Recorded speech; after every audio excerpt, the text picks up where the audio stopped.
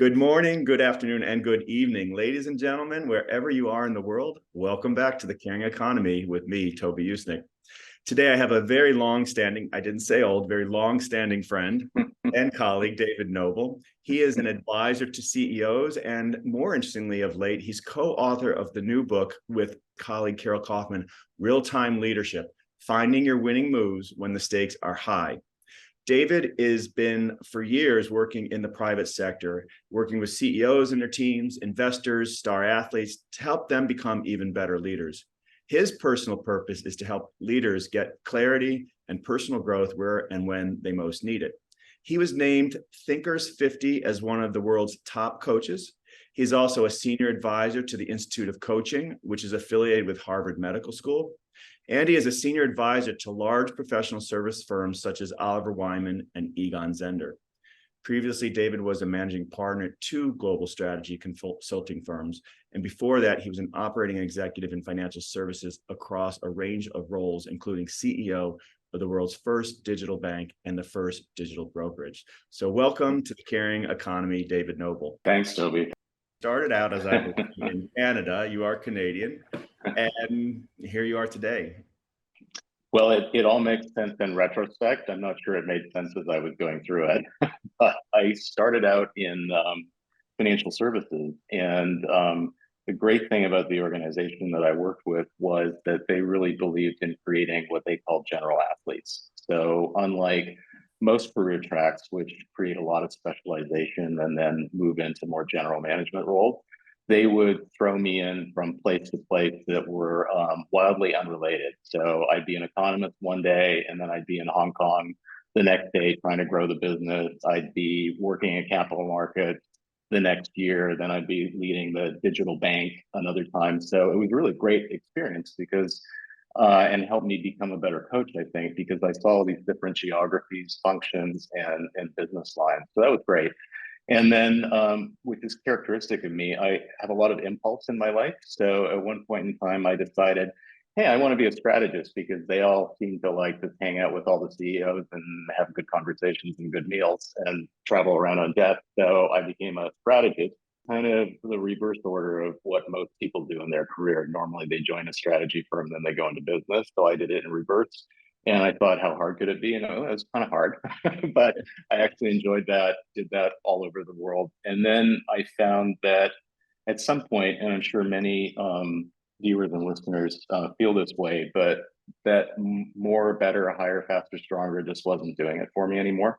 Yeah. So I really stepped back and figured out what I cared about most. And that was when I was leading people, I cared about finding great people, developing them, and then giving them good careers. And where I couldn't help them anymore, I'd help them land another job somewhere else and just stay friends with them. So I've been doing that for about 12 years, turning into a coach. And that's where I am now.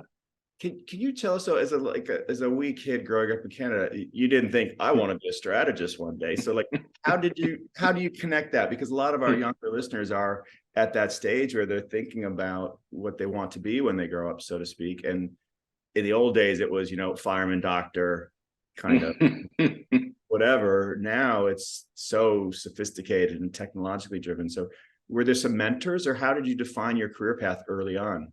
For people, the most important thing is just curiosity. So I didn't know what I didn't know back then. And the way that I found new opportunities was to create what somebody called creating a lot of surface area in dialogues. So just going out to different areas that are outside your comfort zone, outside your familiarity, and just trying things, because then opportunities will show up and you can figure out whether or not they make sense for you.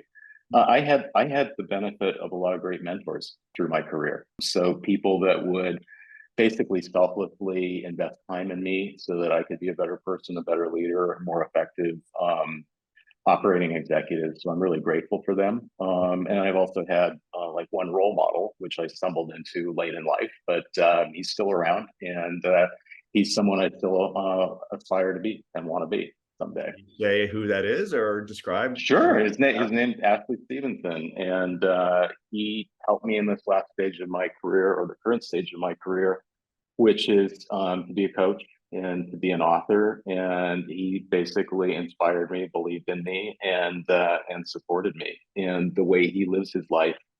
and the way he sort of experiences life and grows from it is something I want to be him. Yeah. And it's interesting how you're doing the same, right? Like that's exactly what your coaching is, right? You're mentoring in a sense others as you've been inspired or mentored. That's important to me to kind of pay it forward. Did you find that there were certain occasions that triggered you to say, I got to change? Or was it you saw something aspirationally and said, I want to have that? Or you talked a little bit about some sort of triggering moments. What were some of those moments, perhaps?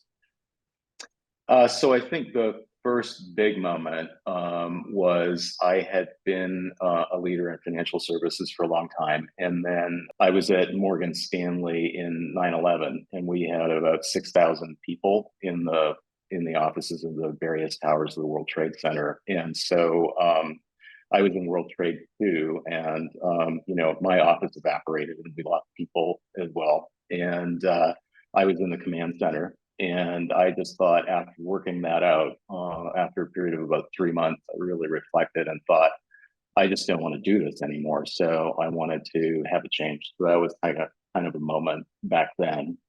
And then I think the strategy thing, when I did that for 7 or 8 years, it just basically ran its course. And then I wasn't running away from it, but I was running to being a coach, because I think that had just sort of formed in my mind over time that was the thing that I wanted to do, and the happiest and I think the most effective in my life now. Yeah, it shows. You're glowing. Can I, Thank if you. it's not too personal, I didn't know, after all these years of our friendship, I didn't know about the 9/11 experience. You had 6,000 employees and many perished, and you're helping to salvage what was there. I mean, what was that like? I mean, I lived in New York and went through it, but not as closely as you did. I lost a friend in it, but that's just chilling. As I said, my offices were in World Trade Center, and I was part of the executive committee. And my boss at the time said, let's meet uptown tomorrow. So we actually weren't in the office. But when we saw the first plane strike, we were all informed of that. And then when the second plane hit, we thought it's time to activate the emergency backup plans. So what we did was try to get down to Varick Street, which was our business continuity center, but that was obviously closed. All of Lower Manhattan was closed. So then we had backups to the backup. And so half of us tried to get across the Brooklyn Bridge to another facility in Brooklyn. Half of us tried to get to Jersey City, but obviously couldn't do that. So then we ended up back at Morgan Stanley's headquarters at 47th and Broadway. And then our security detail said, this is possibly a target. We have to get you out of here. So we ended up in an IT center on 7th Avenue, and a command center kind of materialized. And then our CEO at the time, Phil Purcell, was at the front of the room just activating the continuity plans. And then we had a couple of big screens up, and then we saw World Trade 2 fall. And Phil just looked at the screen for probably a full 30 seconds. And then he turned back and he said, we're changing the plan. Now we have to go and see if anybody's still alive, if we can still help them. We need to find who's not around with us anymore. We need to notify the families. We need to take care of the families and get me the Fed governor on the phone. We have to try and keep the bond markets open so the terrorists don't win.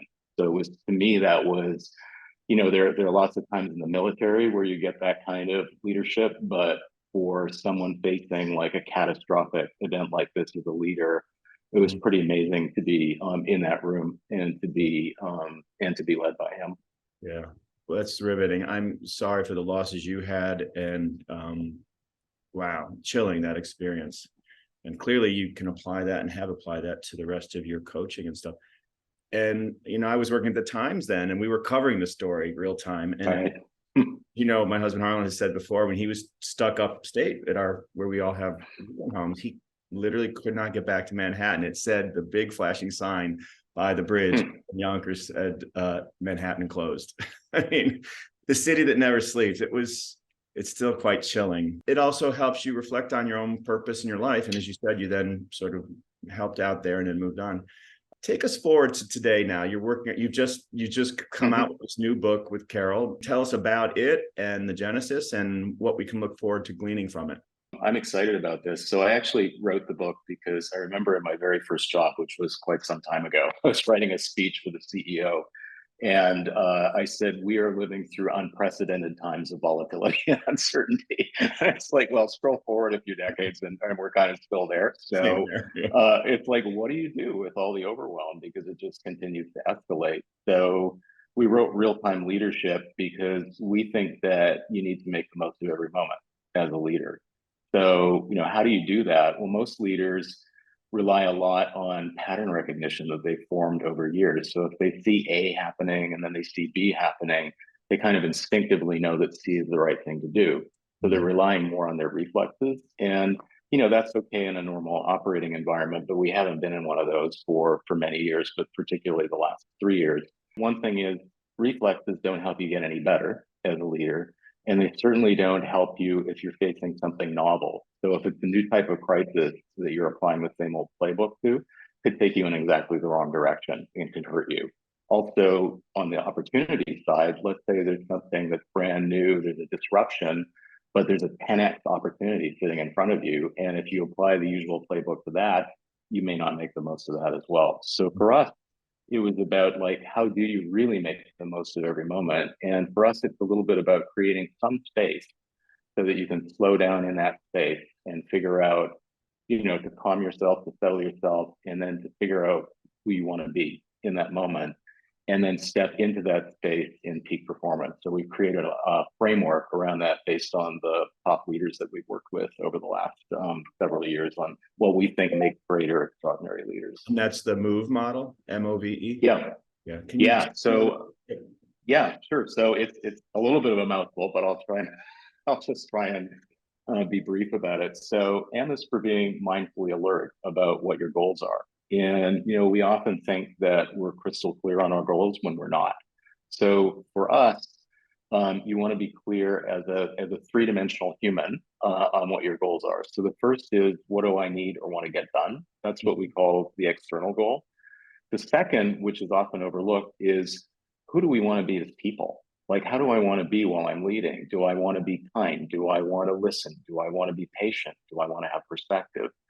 That often gets ignored. And the third is, once I know what I want to do and who I want to be, is how do I need to best relate to others to unlock their potential and achieve things together? So that's kind of the M is about, like, let's be alert to what our goals are in a three-dimensional way. Mhm. Then O is about generating options. So we talked about the what. Now this is the how. So how am I actually going to do that? And what we found is that a lot of leaders have a path to a win. So they understand they're going to navigate different ways and manage to come to a win. But that's not enough these days because there's so many obstacles, so many curveballs thrown at you. So you need backups, you need backups to your backups. So we have to actually help you create more options, what we call way power. So that the more ways you have to a win, the more likely you are to win. V is for what we call vantage point. So that's really just stepping back and going like, wait a minute, is my vision clear on this? Or am I distorting things based on my personality, my values, my beliefs, the data that I'm selecting, the frameworks that I'm using, or do I even have a blind spot? So it's like, can I take other people's perspective and step into that, whether or not I believe it? I have to accept that there are different perspectives out there. How do I make sure that I'm doing that? And then the last thing is, how do I take all this stuff and then have some impact at scale as a leader? And that's to engage and affect change. That's the E. And that's all about crafting the right leadership signals to send to your team and your organization, and making sure that the signals that you send are the signals that are received by that team, basically. So that's it as a compact statement.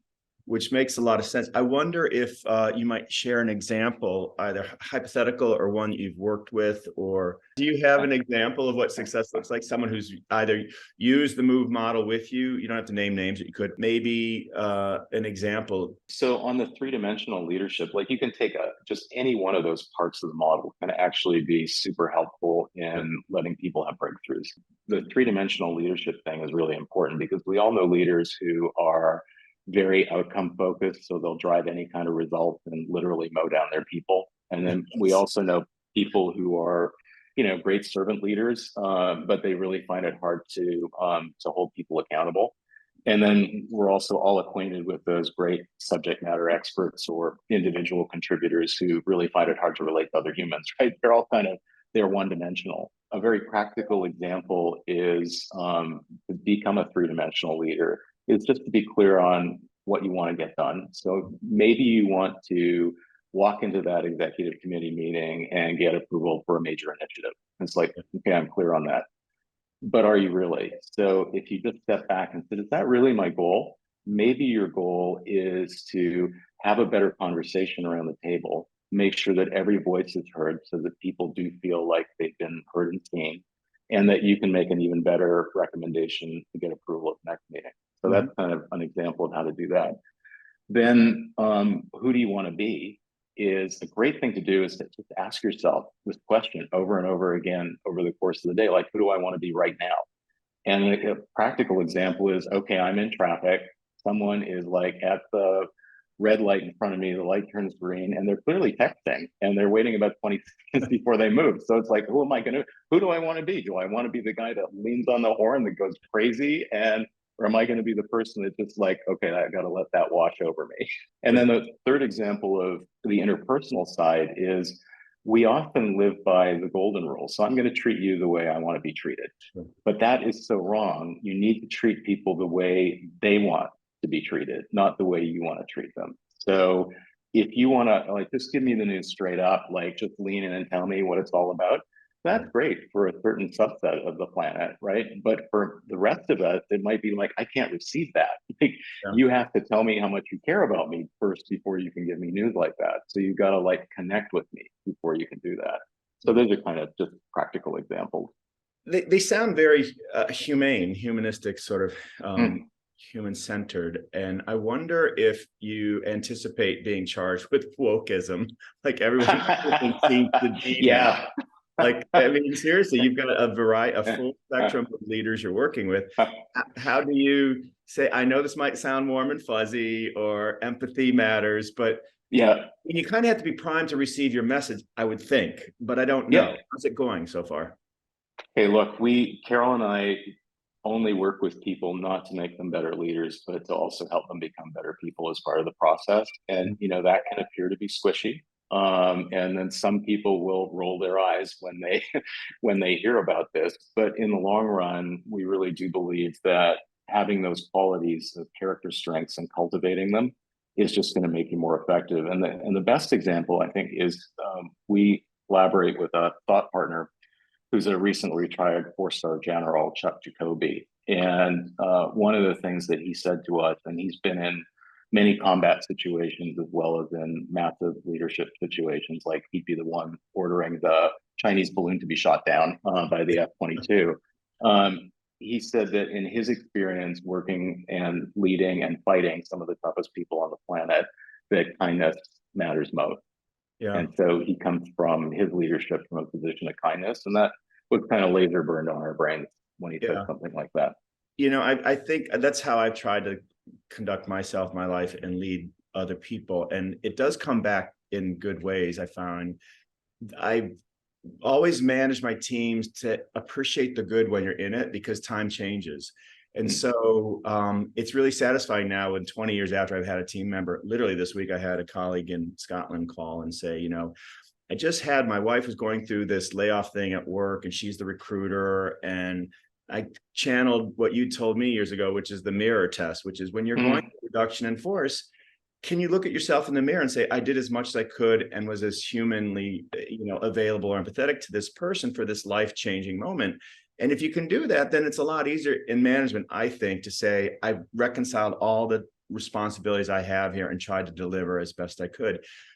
To hear that come back 20 years later from him talking to his wife is satisfying, both that the message was delivered, but also that the friendship is still there 20 years after we worked together. Because you really do, you can positively affect people's lives just as you know you can negatively with how you treat them. And I like that sort of description of carnage you described. Some CEOs who will barrel through things. And so enough about my views on it. Can you tell me how the book's going, where you're traveling? Is it in English only, or is it audio as well? Where does one find it? Sure, thank you. So we just kicked off the tour. It's being published February 21st, which is coming right up. and obviously you can get it on Amazon and in bookstores and Barnes and Noble, wherever. And so we kicked off our roadshow a couple of weeks ago. So we've been in DC and Dallas and Houston. We're coming up. We're going to Miami, New York, and then we're taking it to Europe and the UK for a couple of months, and then beyond that to Asia. So we got a lot going on. Good for you. And I know real-time leadership has already been recognized by Inc. magazine as, I believe they say, book is one of the four most anticipated business books of 2023. So kudos to you on that. Thank you. And did you say, is there an audio version as well, or are you going to do one? Oh, yes, there will be. It's not released yet. It's just that it was difficult for Carol and I to record that because we're actually writing in one voice throughout the book. So it was like, what's Carol going to say and what am I going to say? So the audio version will be released shortly. Good. It was my experience in narrating my own book that a lot of people do their reading now through audio books. So I'm glad you're doing that. Yes, absolutely. Will it come out in other languages, or has it already?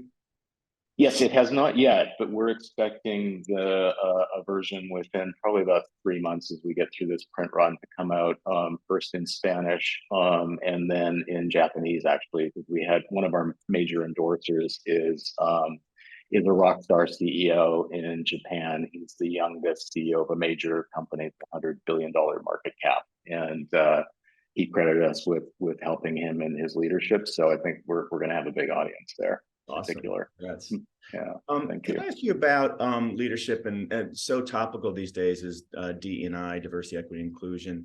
I'm sure it comes up regularly in your coaching. And any observations you've had about that particular topic in leadership? How are they embracing it? How are they processing it? How are they catalyzing change or denying it?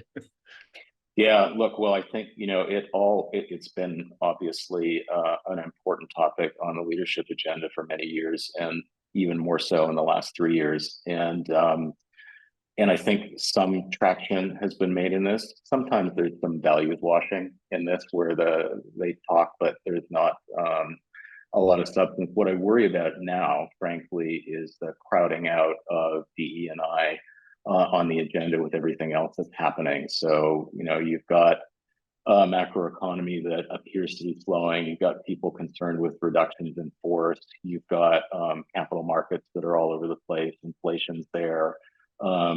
Workforce issues about the whole nature of work. Those things are really at the top of the agenda, and they're crowding out a little bit. I think there is very good progress being made at the margins in boardrooms. So I can tell you, just based on my work with Egon Zehnder, that the board compositions are changing quite significantly in the U.S. in particular, but also around the world. It's still not as fast as we'd like, but I think as board seats come up, there is some progress around that. And for us, that whole issue is built into what we call the vantage point. That's the V in the MOVE model. And so when I think about the book, I think maybe we did this a little too implicitly, and we could have been more explicit about the DE&I component because it's just part of who Carol and I are. But we could have brought it out more. But it's really about diversity, not just in the current way we're thinking about diversity, but just diversity much more broadly around experience and insight and thought. Mm-hmm. So that's part of being able to step into someone else's perspective and value that perspective. Yeah, very exciting. And of course, leaders are young and old. It's not just the top dog. Yeah. So I could imagine what would be really relevant to some of my audience who are just starting out in their careers, because I can see leadership in a 4-year-old. I'm sure you can as well. You just know you see it. Yeah. Nurture. It's both a little bit, it's both nurture and nature, I think. So I'm glad folks out there. David, I want to ask you one more question, which is just about pearls of wisdom, advice you have, the life you've led. What would you say to a young person or someone more senior who's perhaps been disrupted in his or her life? Any words of wisdom on leading a purposeful career and life? Actually pretty simple, and it's two things for both those types of folks, just in a different order. So I would actually say for people who are at the beginning of their career, it's cultivate your curiosity. So have what the Buddhists would call a beginner's mind. So just don't have any fixed perceptions about what life is like in the workforce, whether you're in the public sector or private sector. Look for different opportunities. Be curious about learning different things about how other people think, about how other organizations work, about how you can grow as yourself. And then pick what you love to do, and then look at what you're good at. Look at that intersection. So I think for people who are just starting out, it's like just really find out what you love and then what you're good at. And then I think for people who have been disrupted and they're just dealing with that, I think it's like really understand what you're good at first, because that's going to be the thing that carries you through. And then look at what you love, and hopefully there will be some intersection there. So that's my thought. Great pearls of wisdom. David Noble, the coach to CEOs globally, as well as the new co-author of Real-Time Leadership. Pick it up on Amazon or wherever you get your books. And David Noble, I want you to come back maybe halfway through the book tour and tell us how things are going and how the reception is. That'd be great. Thanks so much, Toby. Really enjoyed this today. Likewise. Have a great day.